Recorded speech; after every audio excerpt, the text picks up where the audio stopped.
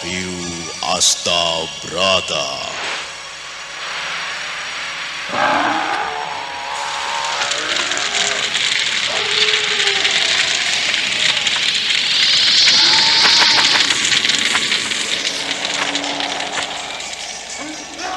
Tan hening wening upaya muti nuring pangastuti. Tetek anggayo mukti sentosa rahayu. Ajur wungu nirdaya tan asepe sampurna. Dewi Kesuma, datanglah, kumohon.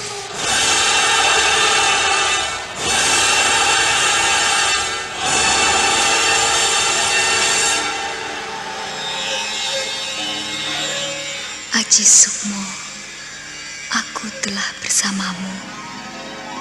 Kaulah suamiku. Mari menyongsong matahari.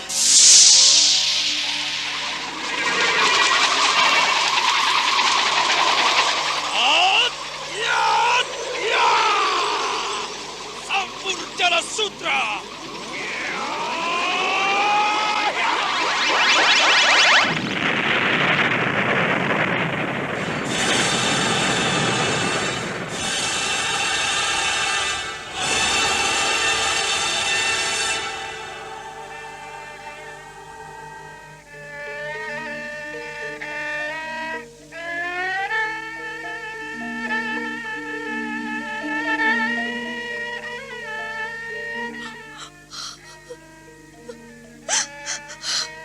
Kakang Sukmo, tolonglah aku. Lepaskan aku dari penderitaan ini. Rara Sunti, Rara Sunti, aku datang. Aku akan menolongmu. Rara Sunti!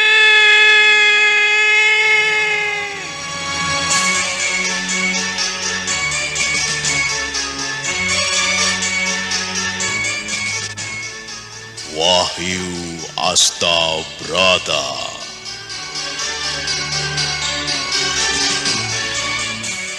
Serial Sandiwara Radio ini dipersembahkan oleh PT Swadaya Prativi.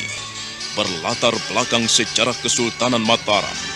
Menggetarkan, mendebarkan, menggelorakan semangat, cinta, dan perjuangan umat manusia yang ingin menyibak misteri kehidupan ini.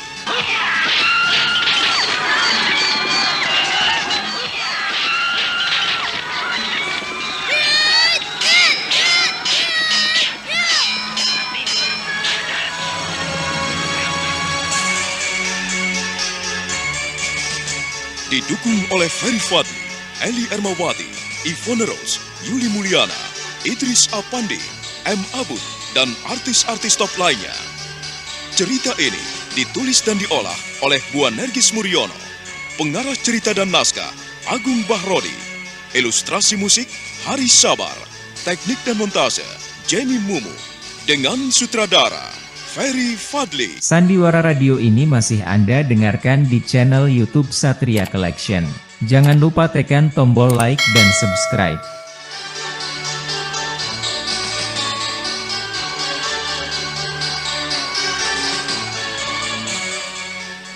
Kali ini mengetengahkan episode keempat dengan judul Geger Demak Bintoro.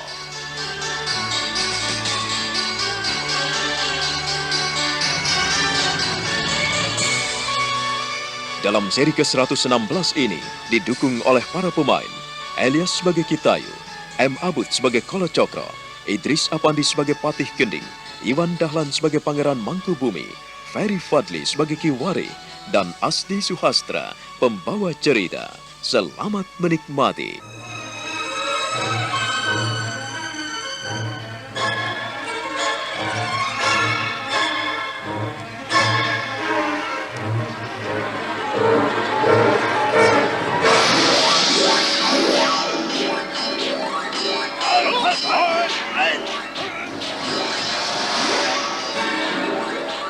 Kitayu benar-benar mengagumi olah kanuragan yang dimiliki Patih Gending.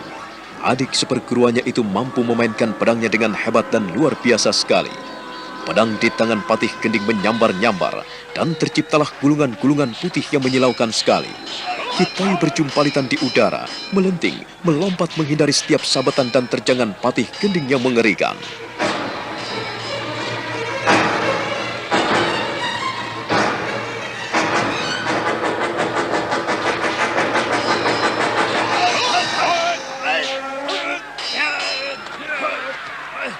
Mampuslah kau, ya. Diam!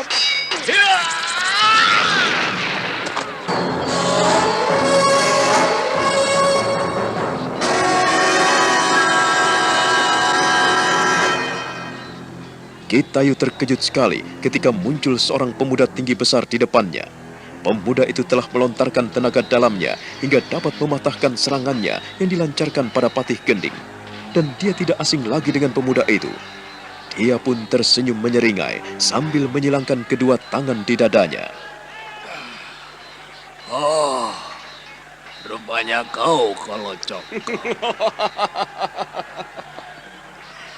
Ingatanmu cukup tajam, lelaki tua. Eyang Tayu, seharusnya kau tidak perlu ikut campur urusan kami. Mengapa kau datang juga di tempat ini? Aku tidak akan pernah membiarkan kebatilan melanda dunia. Aku tidak akan membiarkanmu mengobrak-abrik Mataram. Dan komplotanmu itu pun akan kupapat habis. Bagus, bagus sekali. Eyang Tayu, ternyata kau masih memiliki taring.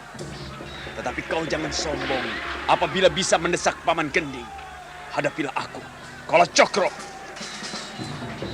Bersamaan dengan itu, Kala Cokro menyilangkan kedua tangannya di depan dada, lalu mendorongnya perlahan-lahan dan bergetar hebat. Bibirnya komat kamit mendesis-desis membaca mantra. Kitayu pun melakukan hal yang sama, dan dia meraba ujung bajunya. Dari pangkal lengannya, dia menarik sesuatu, dan muncullah benda yang amat mengerikan.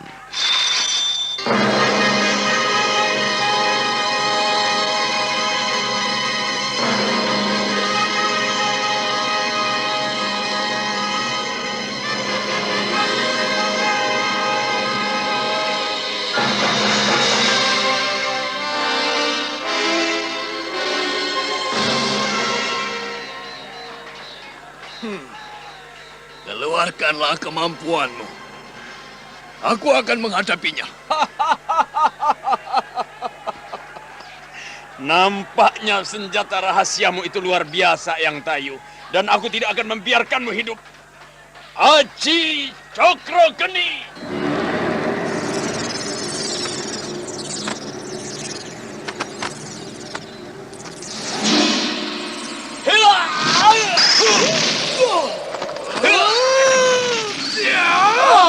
Cokro Geni!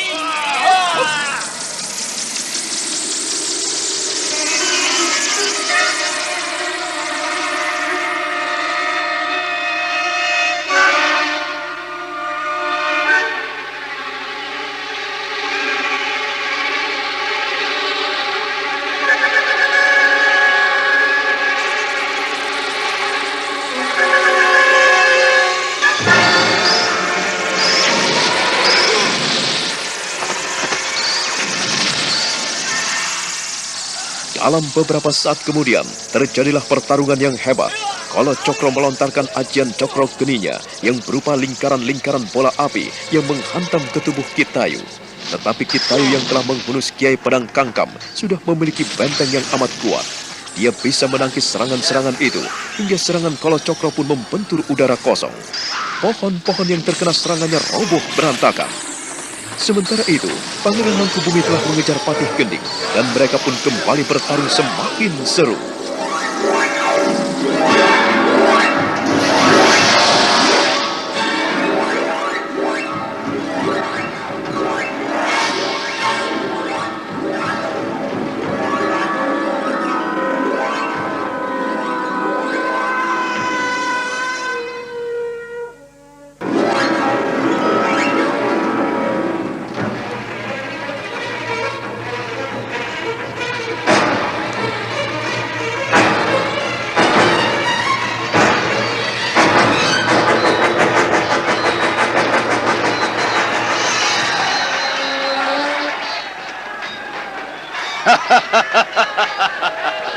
Baik, kita berhadapan lagi, Paman Gending.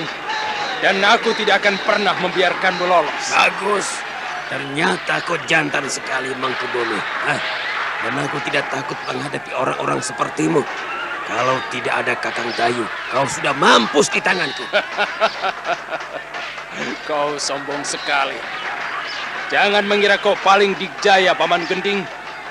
Dengan pedangku ini, aku akan mengakhiri riwayatmu. Aku akan mengakhiri petualangmu di Demak Bintoro. Dan kau akan kusingkirkan karena kau telah menodai Mataram. Mulutmu pun terlalu lebar. Kau terlalu pongah, Mangkubumi. Hadapilah Patih Gending. Sekalipun aku sudah tua, tetapi aku pun masih bisa merobek mulutmu. Ya.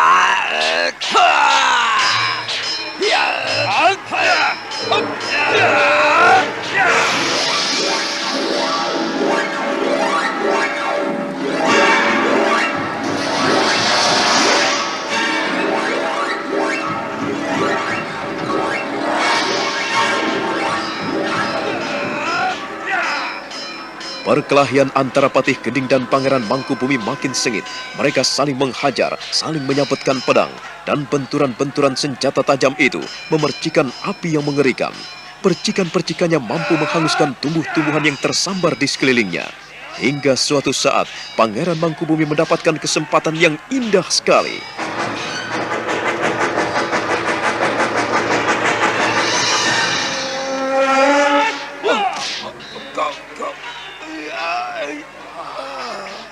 Sekarang kau boleh sombong. Kakimu telah robek. Dan aku akan memenggal lehermu. Aku akan menggelindingkan kepalamu biar menggelinding di tanah. Penjahat negara harus mampus di tanganku. Aku tidak akan membiarkanmu hidup, Paman Gending. Bagus. Sekalipun kau bisa melukai kakiku, tetapi jangan meremehkan aku. Jangan sombong dan pongah, Mangkubumi. Jangan mimpi kau bisa mengalahkan Gending.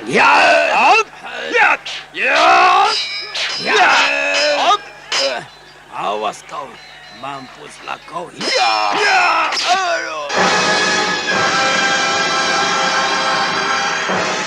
Sandiwara radio ini masih Anda dengarkan di channel YouTube Satria Collection. Jangan lupa tekan tombol like dan subscribe. Setelah Pangeran Mangkubumi melompat ke udara dan menghunjamkan pedangnya ke leher Patih Gending, maka lelaki tua itu tak mampu berkutik lagi, tak mampu memengkik lagi, bahkan tak mampu menjerit lagi.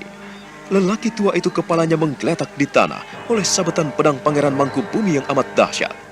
Pedang Pangeran Mangkubumi berlumuran darah dan dia tancapkan di tanah, sementara kaki kirinya menginjak dada mayat Patih Gending. Dari penggalan pedang di leher itu, maka muncratlah darah berhamburan kemana-mana. Tangan dan kaki Patih Gending berkelojotan di tanah. Kepalanya terpental jauh dari tubuhnya. Matanya terbuka lebar dan mulutnya mengeluarkan darah.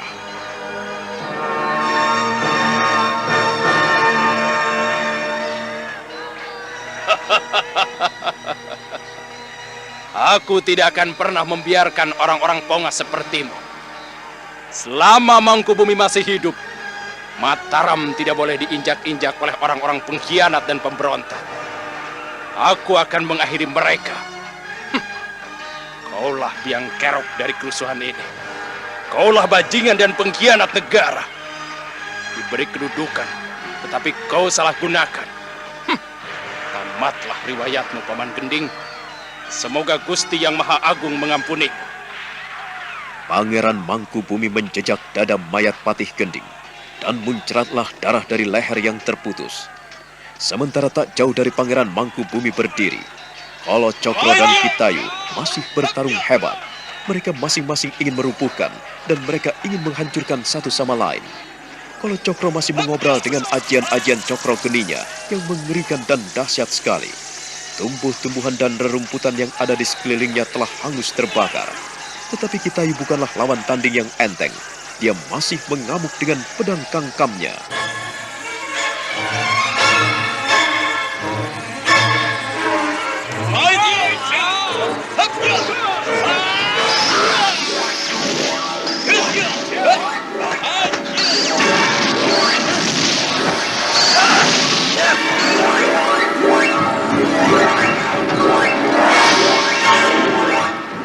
Perkelahian mereka semakin seru, dan di luar dugaan mereka, ada seseorang yang mengintip dan makin mendekati pertarungan itu.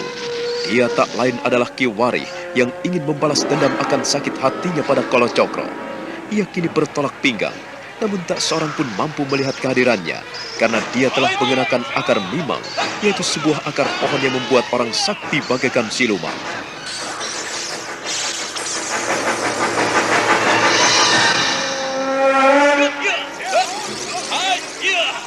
Aku akan mempermalukanmu.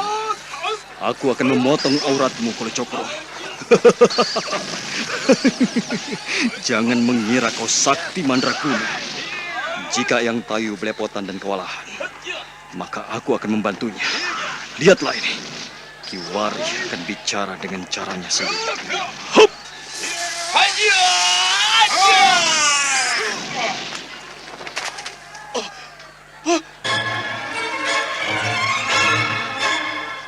Kolo Cokro terkejut sekali ketika pakaian atasnya sobek dari atas ke bawah. Matanya melotot. Ki Tayu pun ikut kaget karena dia sendiri tidak merasa mencampakkan pakaian lawannya. Ki Tayu memperhatikan Kolo Cokro yang mulai beringas dan mengerikan.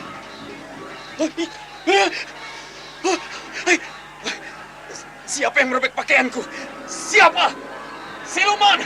Muncullah kau! Muncullah kau! Tampakkan dirimu! Jangan bersifat pengecut! Oh, kau Ki Tayu! Eyang Tayu! Ternyata kau memanfaatkan siluman-siluman peliharaanmu. Kau manusia iblis! Tidak ada maling yang mengakui dirinya maling. Kau adalah bajingan yang berteriak bajingan pada orang lain.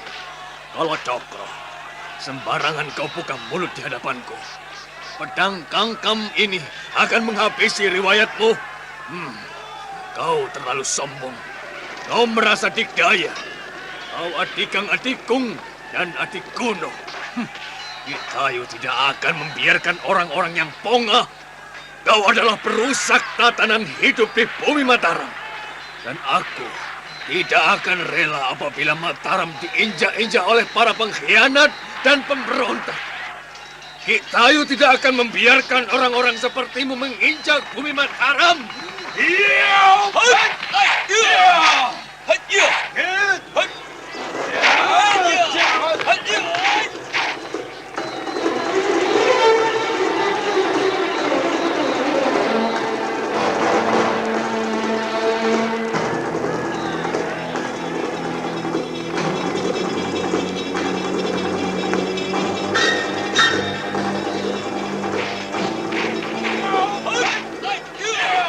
Perkelahian semakin dahsyat sekali. Kolo Cokro menghindari sabetan-sabetan pedang Kangkam yang dilancarkan Ki Tayu bagaikan orang kesetanan. Tetapi lelaki tua perkasa itu tidak pernah mengenal lelah. Dia tetap maju dan menerjang, tidak memberikan kesempatan pada Kolo Cokro yang mundur untuk melancarkan ajian Cokro Geninya. Ia terus didesak rapat, dan pada suatu ketika, sabetan pedang Kangkam itu nyaris membabat lehernya.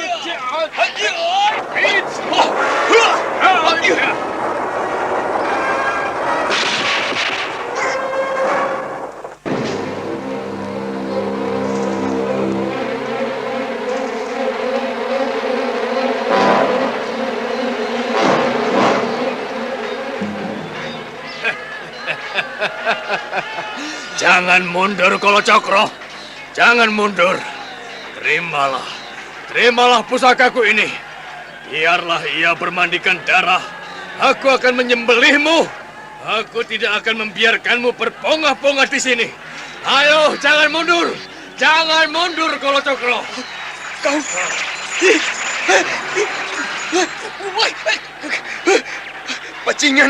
Bajingan kau Ki Tayu. Jangan menggunakan setan dan siluman. Jangan menggunakan demit di sini. Kau telah merobek-robek pakaianku hingga aku hampir telanjang. Aku memang akan menelanjangimu, Kolo Cokro. Aku akan membuatmu malu di depan orang-orang Mataram. Bahkan orang-orang pun akan mentertawakanmu. Gila, demit, setan parayangan. Muncullah, hadapi Kolo Cokro. Jangan bermain kucing-kucingan. Setan alas, munculkanlah dirimu. Kau Ki Tayu, Jangan menggunakan demit-demit elek. Jangan menggunakan setan parayangan untuk memalukan orang. Hah, kau memang layak dipermalukan, Kolocokro. Kau memang pantas dibikin malu di depan orang-orang Mataram. Kitayu, kalau kau tidak menghentikan perbuatan iblis-iblismu dan demit-demitmu yang kau suruh merobek pakaianku, maka aku tidak segan-segan untuk membunuhmu. Jangan hanya omong besar, Kolocokro. Jangan hanya besar mulut. Kalau kau ingin membunuhku, ayo bunuhlah. Kitayu tidak akan pernah mundur menghadapi siapapun. Ayo majulah. Sejak tadi kau ingin membunuhku. Sejak tadi kau ingin menghancurkan Kitayu. Tapi sekarang ayo. Kitayu telah membuka dada lebar-lebar. Pilih kepalaku, dadaku, atau apapun dari bagian tubuhku. Pilihlah yang empuk atau yang keras. Ayo. Aku sudah tua, Kolocokro. Aku sudah bosan untuk hidup di dunia ini. Kalau kau ingin mengambil nyawaku, aku berikan semuanya. Kitayu tidak akan pernah menyerah. Kau bersama demit-demit elek. Aku akan mengakhiri petualanganmu, Eyang Tayu. Mentang-mentang kau punya banyak siluman, lalu kau ingin mempermalukan aku. Haji Cokro Geni.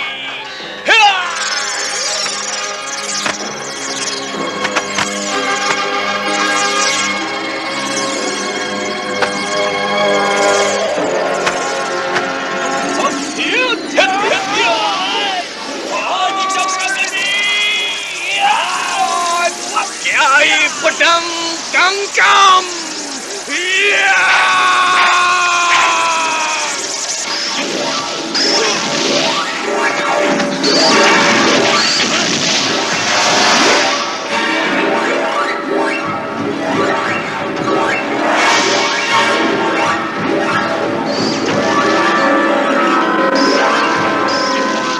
Kolocokro semakin membabi buta. Ia mengamuk dan melontarkan ajian Cokro Geni ke sana kemari. Tetapi tangkisan-tangkisan Kitayu yang menggunakan pedang kangkam itu pun luar biasa. Kitayu mampu menangkis dengan hebat.